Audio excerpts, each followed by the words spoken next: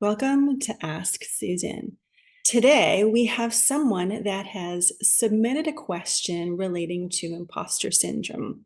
She says, "It feels like the more I learn about things, coaching skills and ADHD in particular, the more of an imposter I feel.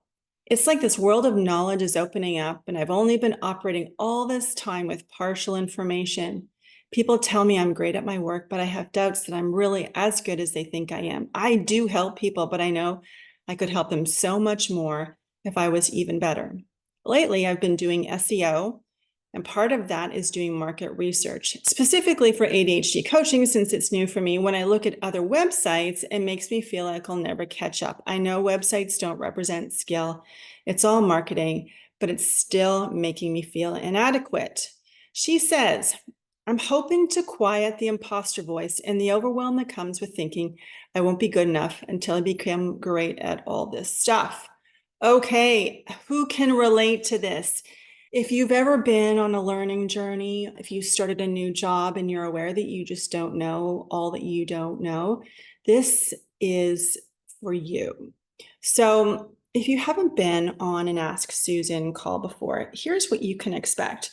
First of all, what I can bring to you is a little bit of under the hood perspective, meaning that I think that real change and to really understand what's going on, we got to get under the hood of things into our operating system where our beliefs about what it takes to be good enough, successful enough live.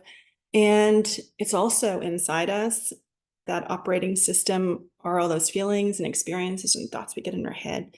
So we got to get into that place to really understand what's going on. So, for example, if you think that a good day is about getting everything done on your list, you hold this belief of what is required to have a good day. If you think a good day is getting everything done on your list, that's me, then you're going to make sure you get everything done on your list. And that is a belief that will keep you going. Thing is, if you don't get everything done and you're feeling frustrated and annoyed and oh my goodness, and you've got all this noise in your head that says, how come you didn't get this all done?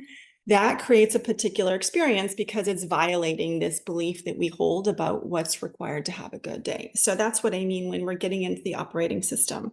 What we are going to do here is what I like to call ping. That means is that I'll share some ideas and some insights and some questions, and that'll ping off you, and you'll either feel, yeah, that's true for me, or you might be like, no, not at all. Or you might be, oh, that's interesting. I should give that some thought. That pinging is you and me, you hearing my questions and things come up and getting to know what resonates for you and what doesn't. So we're going to ping today. I'm going to share some of those insights. I'm a pretty pragmatic coach. I like to give specific ideas and practices and some like light structure around it so you can try something new. And that's what you can expect. And if you want to stick around, at the very end, I will tell you one of the practices that I'm doing even now on this video that are related to me exploring my own operating system and views of what it requires to be successful here on YouTube. Wow. All right. Feeling all the feels. Okay. So I really do think we're all doing the best we can. The human experience is tricky, which means that there's some really good parts and some really like awkward parts. So just come as you are, listen as you are. That's good enough. And what we'll try to do today is layer in some adult development learning principles so that you can come away with some new skills and ways of being in the world to support your own success. Okay, so let's dive into the question that is all about imposter syndrome, being on this journey of learning. So here we have someone who is been thinking, believing that she has been operating really well as a great coach, knowing enough, doing enough. I suspect she's got credentials and has done some steps along the way to be really effective. And she's gotten some feedback that says that she is. And now she's on her own journey of exploring, like, what is this SEO? What do I need to learn about SEO in order to design my website and my marketing content so that my ideal people find me more effectively, right? So that is where she is in this trajectory. And as she's learning this new technology and maybe a little bit more about the people she serves, she's in this, oh my goodness, I thought I knew things and I don't actually know all that I thought that I knew. And that place is not feeling good. And all these beliefs, it sounds like, about what's required to be a good coach, good enough, seem to be around, do I know enough? Am I competent enough? It sounds like some of these beliefs are really in service of being a good coach. And because she now doesn't seem to know it, that little loop is breaking down. So I feel really curious about, as you're living in this imposter syndrome place, is I have some questions for her or for anyone who is in something new and feeling that whole thing of imposter syndrome. Is, what does it mean to be a good enough or competent coach? Or what does it mean to be a good enough or competent anything for that matter? Is, can she check into her own beliefs and standards and expectations about what are required? And I don't know what those are for her, but it seems like there's this bump up against this criteria or this expectation that she has of herself to show up in a certain way. And that's all being challenged. So can she dig into the operating system and start to get curious about that? One thing that I think is worth sharing at this juncture, and I have another question that I'll share with her, is reframing something like imposter syndrome, which is this belief that you know nothing about what you're supposed to know, and therefore you are showing up almost dishonestly or without integrity in a way where you shouldn't even maybe be in this space, and seeing if we can reframe that, which is pretty black and white. Either you know everything and you know it really well and you know better than the people that you serve or support or that are paying you to do the thing, and seeing if we can shift that into something more of like a learning journey. What do I mean by that? What if, and this is borrowing from, it's called the 4 stages of competence. You can Google that and learn more about it. They say that there's 4 stages of competence. In the first stage, it's called unconscious incompetence, meaning you are blissfully unaware of what you don't know. And since you don't know it and you're incompetent at it, it doesn't really matter because you're unconsciously incompetent. We are all unconsciously incompetent at many things. Perhaps you, dear coach, were in that space for a while, feeling like, hey, I'm really good here. And now that you are in this new course and learning all the things, not just about SEO, but also about your ideal client person, now there's this new stage of what's called conscious incompetence. Now there's an awareness of all the things that you don't know.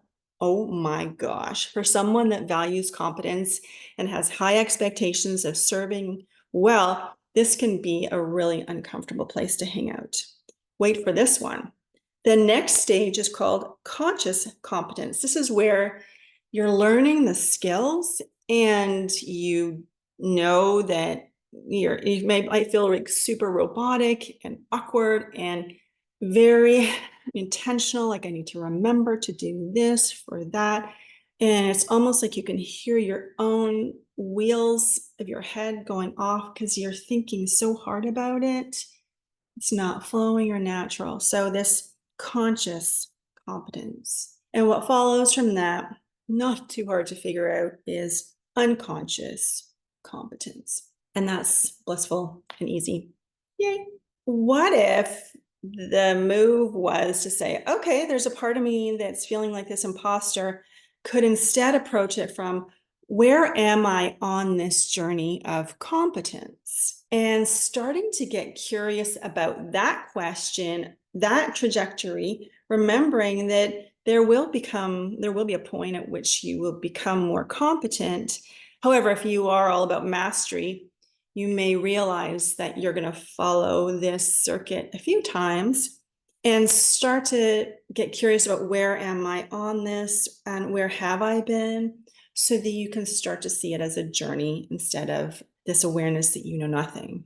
Part of the way that you can recognize where you are is by paying attention to your own internal experience, your own emotional energy experience. For me, when I'm in that stage of conscious and competent, it can be pretty scary in a way of it rocks my world. This is not cool. You want to be competent, and here you are not being competent at all, and you didn't even know. So I think, oh my goodness, there was all this time where I was pretty incompetent at it. So overwhelming and almost panicky. And at least in my body, it's not a pretty set of sensations and experiences. When I shift into something like conscious competence, it's more like I get impatient and I want to be able to do everything more quickly and with more ease. And because it's so clunky and awkward, and I'm aware that I'm not doing anything perfectly or right, there can be feelings of doubt and even skepticism around, is this going to work? And oh my goodness, can people see and notice how badly I'm doing this? And very self conscious. And so that's where it goes. And then in the last state of unconscious competence, like you don't even notice it. But now that I'm aware of this, there's a sense of ease. It's very energizing and I feel confident. So, how, I guess my question would be to you, my practice, my invitation, dear learning coach who's wanting to be sink into her mastery, to be of greater service to her clients, who is wanting to be more effective and make stronger connections. Can you start to tease out this learning journey for yourself and get to know your own markers of what it's like for you to be in each stage? You heard what it's like for me. And then to give yourself a set of practices, like what helps you be in that stage of conscious incompetence, or what might help you, what support you be a little more settled and more okay with being in those stages, knowing they're part of learning. And so some of the things that help me when I'm learning something bigger, I will get a coach, someone that can help me and say, Susan, this is normal. Hang out here and I got you and you're doing okay. You might want to look at the curriculum and see how you are making progress and use that as a bit of an anchor, like, oh, look how I'm moving through it. So you can calibrate the experience you're having with the content. I like to take lots of body breaks. I notice that I can get all this energy and emotion in my body. And so when I take body breaks, I'm going for a walk and doing a little bit of yoga, just even getting outside. It helps to get the energy flowing in a little more of a healthy way. That helps me. So, what can you do to support yourself? And so, another question I'm going to offer you here is to ask yourself, how do you balance the desire to grow and improve with acknowledging the skills and impact you already have? So, here you are on this journey learning, and you've had feedback around your own coaching and effectiveness. And as you think about that question of balancing, I'm wondering if you can think about it from the perspective of, can two things be true at the same time? Meaning, can it be true that you're already having impact and being of service and supporting others on their journey and be a learner at the same time? Can those two things be true? And that might be part of the practice to remind yourself in those tricky moments of learning and being so incredibly aware that you are not being effective in the way that you want to be. Can you temper that with awareness that two things can be true? Now, one of the things you had asked for, and I want to make sure I give you what you asked for, you're saying, I'm hoping to quiet the imposter voice and the overwhelm that comes with thinking I won't be good until I become great at all this stuff. So that last question there was, can those two things be true? Can you allow those two things to coexist. My favorite example of this is, here's two things that are true. I have two teenage boys. I love them dearly. They are my heartbeat. They are my everything. They are like the most incredible humans. And concurrent with that, they often drive me crazy. And those two things are true. And they don't need to bump up against each other and make the other thing not true. There's lots of things like that.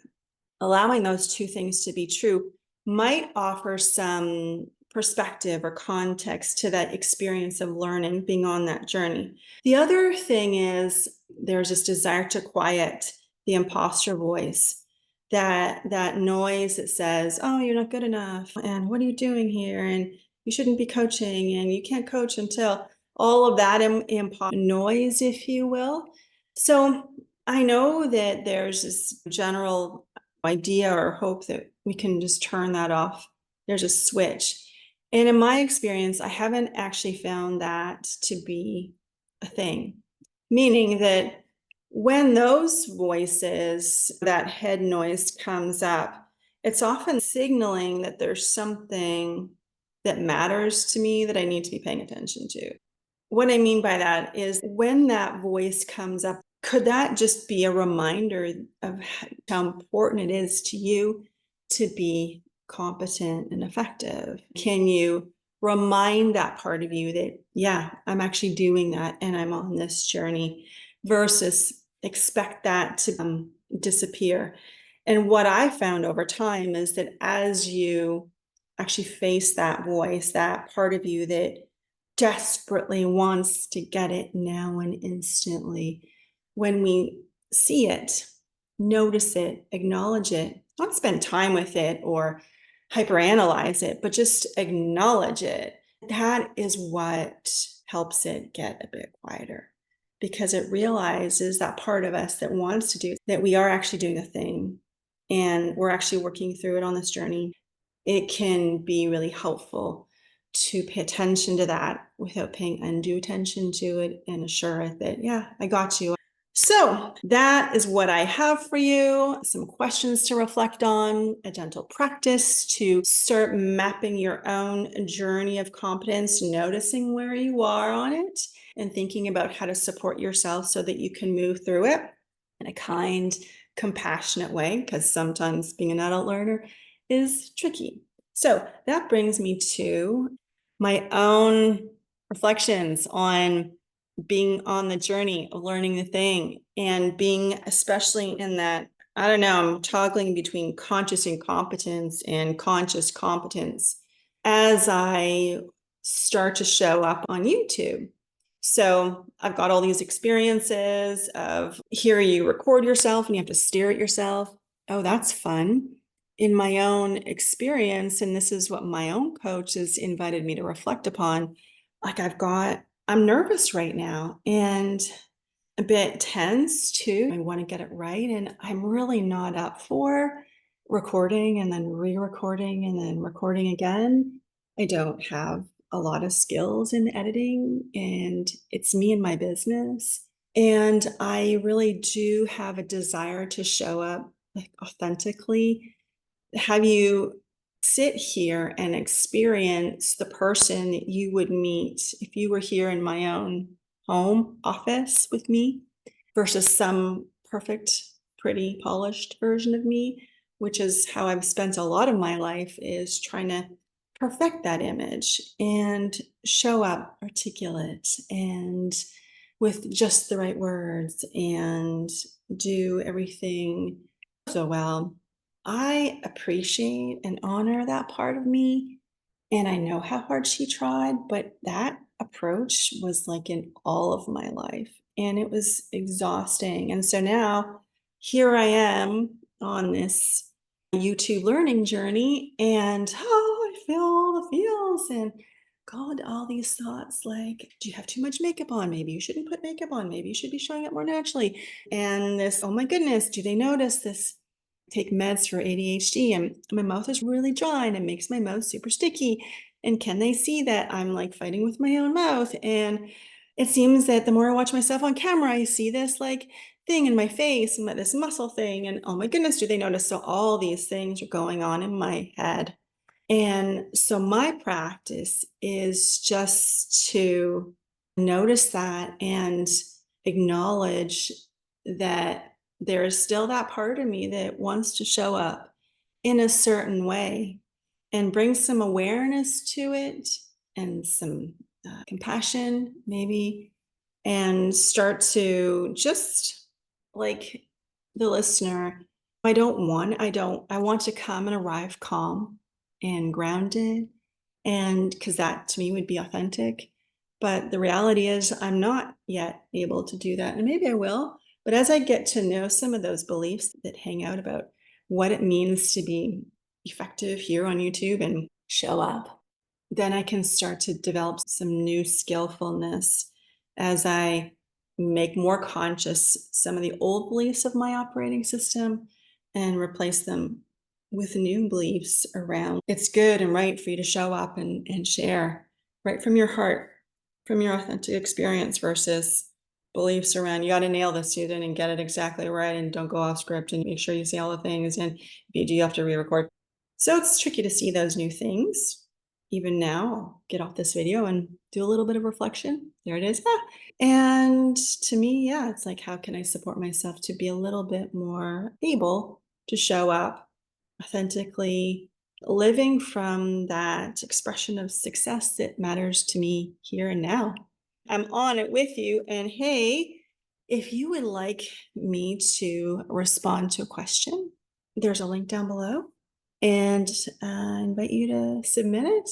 I'm just going to do them all anonymously, and it would be a real honor to share perspective, be with you on this journey. Thanks so much for tuning in today, and we'll see you again next week for another video on redefining success.